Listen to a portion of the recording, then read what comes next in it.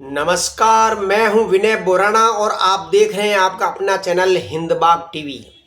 आज हम बात कर रहे हैं खाड़ी युद्ध के दौरान भारत में जो अफवाहें फैलाई जा रही है उसके बारे में बात करना चाहते हैं।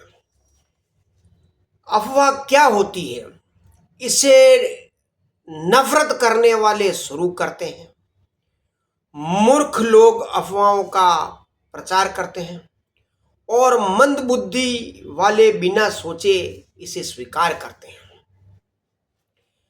चूंकि ईरान अमेरिका की युद्ध के अंदर ये तो जाहिर सी बात है कि पेट्रोलियम पदार्थों और गैस, घरेलू गैस की समस्या होना अवश्य भावी है। इसमें सत्तारूढ़ दल का क्या काम है, क्या जिम्मेदारी है? वो यही प्रबंध कर सकती है कि अपनी जनता को ज़्यादा से ज़्यादा सहूलियतें प्रदान करने के लिए वो कोई इंतज़ाम करे, और वो इंतज़ाम कर रही है। जब यूक्रेन युद्ध में भी ऐसी समस्या हुई थी और खाड़ी देशों ने जब पेट्रोलियम पदार्थों के भाव बढ़ा दिए थे तो भारत की मौजूदा सरकार ने रूस से बहुत सस्ते दामों में तेल लेने का भी श्रेय है, जो पूरे विश्व में कहीं नहीं है। चूंकि अब विपक्षी खेमा सत्तारूढ़ दल को परेशान करने के लिए ये अफवाह फैला रहा है कि गैस की भारी कमी हो गई है।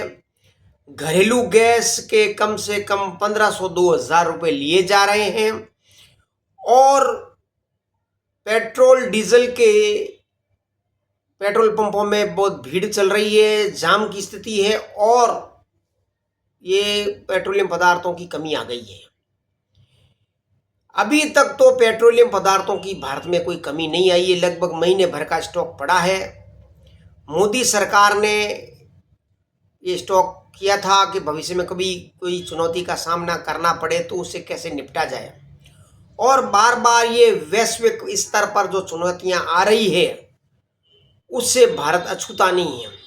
भारत किसी के विरुद्ध कुछ बोलता नहीं है, इसका मतलब ये नहीं है कि भारत की कोई फॉरेन पॉलिसी नहीं है। फॉरेन पॉलिसी है ये भी कि अगर बोलने पर उसको नुकसान हो सकता है तो फिर क्यों बोला जाए। ईरान के विरुद्ध बोला जाएगा तो पेट्रोलियम पदार्थ नहीं मिलेंगे, अमेरिका के विरुद्ध बोला जाएगा तो वो पूरे विश्व की महाशक्ति है, वो छोटे छोटे देशों से भारत को बहुत तकलीफें पैदा कर सकती है। अभी टैरिफ का भी जो चक्कर हुआ था उसमें भी भारत के जो एक्सपोर्ट का बड़ा तकलीफ हुई थी। तो भारत के लोगों को अफवाहों पर ध्यान नहीं देना चाहिए, उन पर अक्ल लगानी चाहिए और न्यूज़ की अपडेट लेते रहना चाहिए। अगर ईरान पर इजराइल और अमेरिका हमले कर उसे तबाह कर देते हैं तो भी भारत को फायदा ही है। उसका कारण ये है कि उसका इंफ्रास्ट्रक्चर तैयार करने के लिए ही भारत को आगे बढ़ना पड़ेगा। उसको बड़े बड़े ठेके मिलेंगे और सस्ते दामों पर पेट्रोल पदार्थ मिलेंगे। और अगर मान लो अमेरिका को वहां से भगा देता है ईरान, जो कि पॉसिबल नहीं है, लेकिन मान लिया जाए कि भगा देता है तो भी भारत को फायदा ही है। भारत को फिर वही है जो बड़ी सहूलियत से पेट्रोलियम पदार्थ मिलता रहेगा और भारत का जो बासमती चावल इत्यादि एक्सपोर्ट होता रहेगा। ये तो खैर बाद की बात है, लेकिन अफवाहों पर ध्यान नहीं देना चाहिए, क्योंकि रूमर्स जो होते हैं ये रूमर्स बड़े खतरनाक होते हैं। अफवाहों से बड़े बड़े कांड किए जा सकते हैं और जो आम जन है उनमें पैनिक फैल सकता है, त्राही त्राही फैल सकती है। इसलिए ये जिम्मेदारी केवल सत्तारूढ़ दल की नहीं है कि वो है जो जनता के ख्यालों का ध्यान रखे। विपक्षियों के ऊपर भी ये जिम्मेदारी बनती है कि जनता पैनिक में नहीं आए, वो एकदम आतंकित नहीं हो। और अगर ये होता है तो बहुत बड़े दुर्भाग्य की बात है।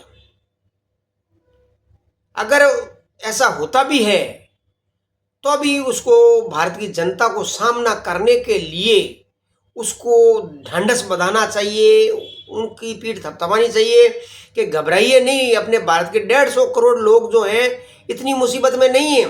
बाहर के लोगों के साथ बड़ी त्रासदी हो रही है। यूक्रेन का जो युद्ध चल रहा पूरे 80-90% जनता बाहर है, बाकी मर्द लोग तो लड़ रहे हैं। और खाड़ी देशों में भी जो अफगानिस्तान है, सीरिया है, हमास है, इनके हाल कितने खराब हैं। लोगों के दिए हुए टुकड़े पर वो जिंदा हैं।